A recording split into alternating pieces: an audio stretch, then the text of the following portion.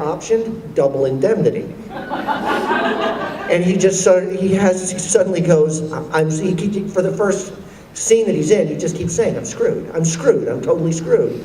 And then he gets this idea that if he, it was written by James M. Cain, who wrote The Postman Always Rings Twice and a lot of other things, but this producer, Joe Cicerone, who I played, he had been following a guy named Raymond Chandler, who just wrote for magazines at the time, and he wasn't doing so well in his career, and really was battling the bottle and all this kind of stuff, but he knew Billy Wilder, and he thought, if I put them together, maybe they can find a way to write this story in a way that gets around all the censorship.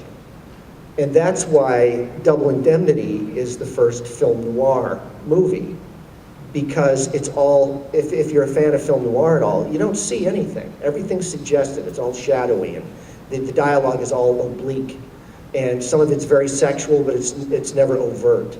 And so everything's referenced that way. But anyway, that's a long-winded way of saying that it was my first chance working with Garry Marshall again, for the first time since the first movie I ever did, Nothing in Common.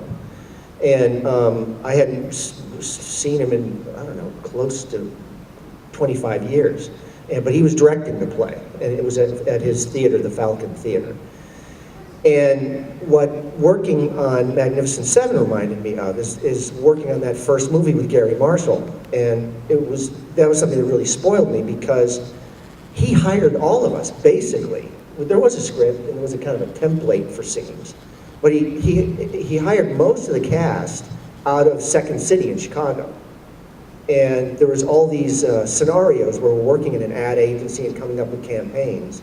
And it was a movie called Nothing in Common. Did I mention that? Yeah. Tom Hanks and Jackie Gleason.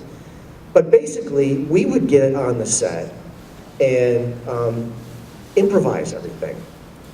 And then he'd go, this is how Gary directs. That's good, do the thing, but do it again, and do more of that thing, and say the thing you said, go. And then we'd take it further in a certain direction or whatever, and then he got the scene that he wanted. And I thought that that's how you made movies and TV shows. You just got to, you had a template, you know, in the dialogue.